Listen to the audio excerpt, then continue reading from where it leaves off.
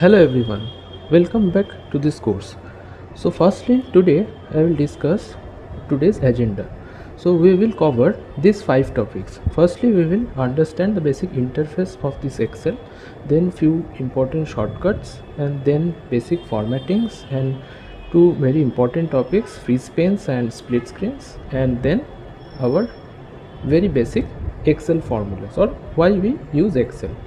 So let's jump into the data set. So this is the data set regarding the sales in one region. Now firstly we will understand the interface.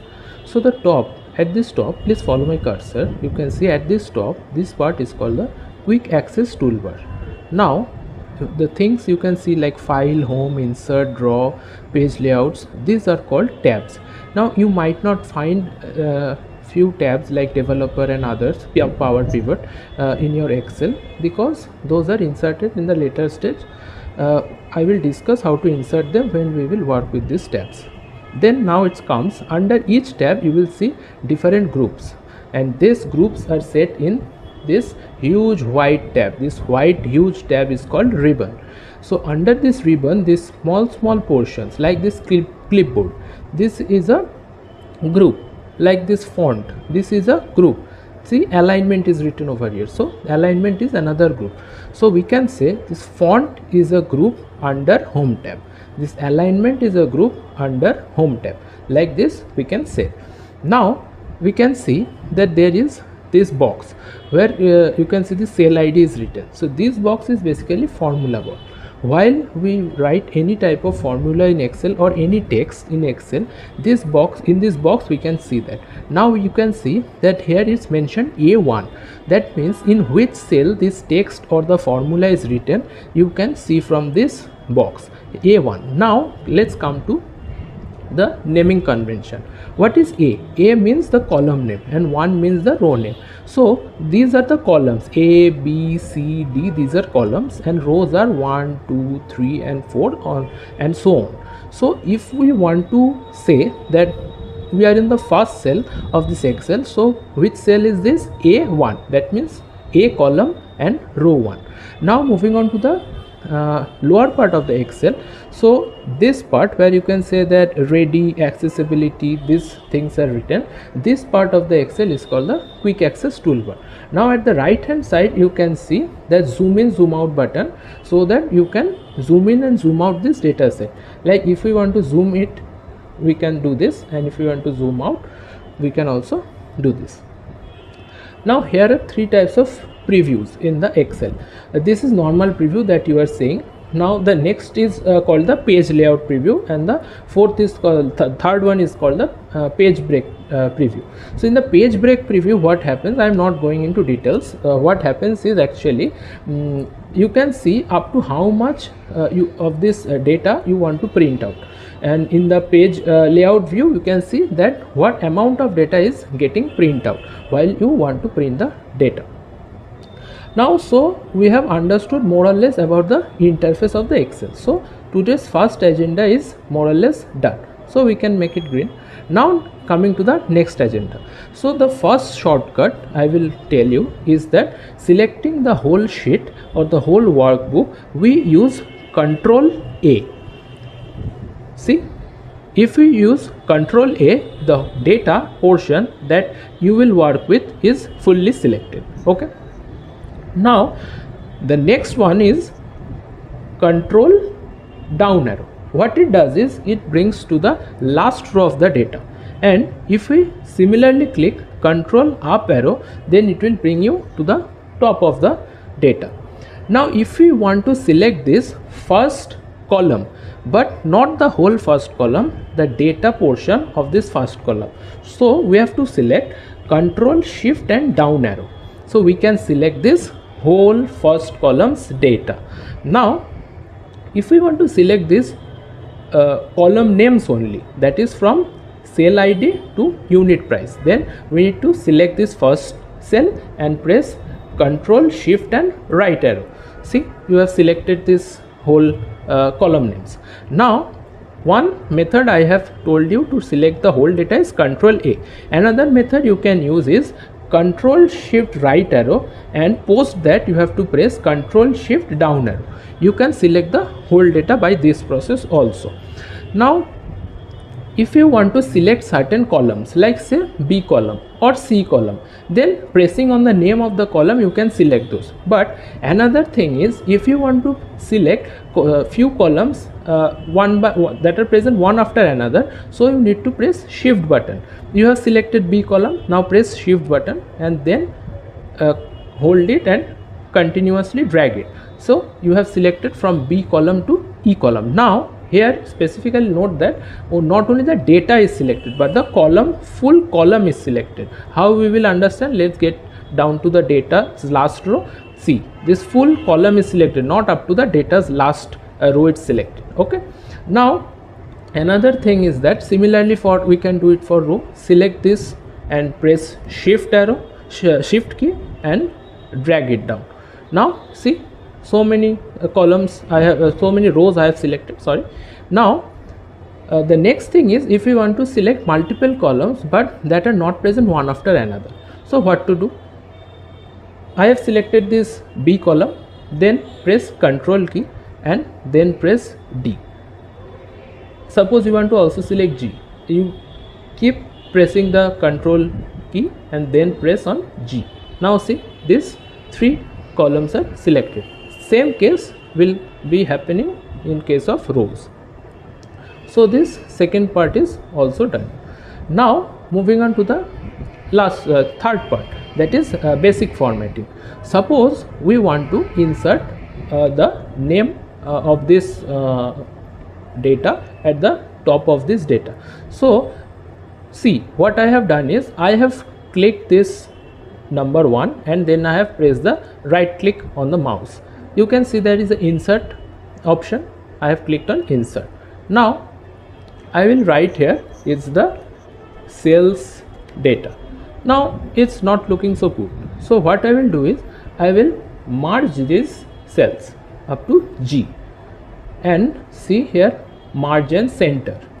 I will click it. Okay. Now still it's not looking good. So what I will do, I will increase the width of this cell. Now see, the cell data is present at the bottom of this cell. I want to make it in the center. So press this. Now I want to make this bold. Press B, or you can use Control B in your keyboard as well. Now I want to increase its size. So say suppose it's 22. Okay. See, now it looks more or less okay. So this also represents that it's my sales data, and under this sales data heading I have got this data. So this way you can format your data. Now I have covered this third topic as well. I will be moving on to the fourth topic, that is free spans and split screens. So why this is one of the most useful topic is, when you have huge amount of data, you need to scroll right or scroll down. So it becomes a difficult task for a person to do this.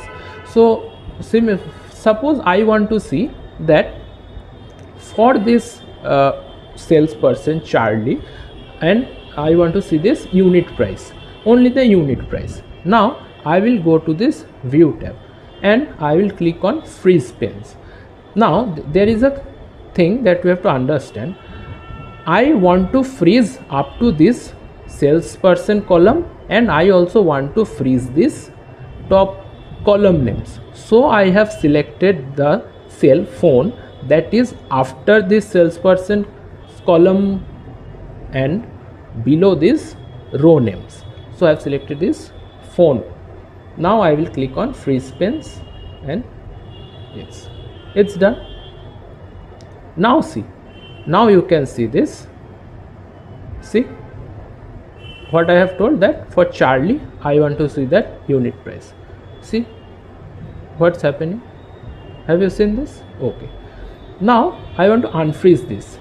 Keep this cell selected and press unfreeze. It's done. Now suppose I want to see in 4 different quadrants, and in that case I will click on, suppose from here I want to see this, I will click on split. Now see, your data is splitted into 4 different quadrants. Okay, for the first quadrant is over here, you can see. Now if I move my cursor to this quadrant, see, now if I move my cursor to this quadrant, see, and if I move my cursor to this quadrant also, you can see this. Okay, now I will close this. So I have clicked back on this split button. So I think you have understood this functionality of free space and split screen. Now I will make this green as well. Now I will show you some basic formulas. So firstly, I will be telling you, suppose if we want to write any formula, we have to use a equal to at first. So after this equal to, I want to just add up these two values. So how we will write that? We will select this and give a plus sign and the next value and enter. See, I have got the sum of these two values. Now what I want to do is, I want to create the sum of all the unit prices of all the products that are sold. So how will I get it? Is I have selected this column, I have pressed equal to, then I have taken sum function and initiated a parenthesis. I have clicked on this cell because the numbers are starting from this cell.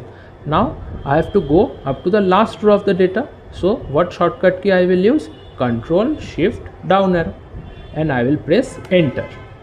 Okay, now see, you have got the sum.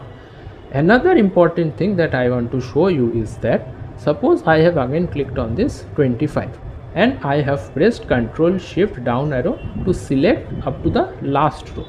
You can see in this status bar that what is the average of this data, what is the count of rows that I have in this data, and what is the sum as well. So for a quick preview, you can take a reference to these values as well.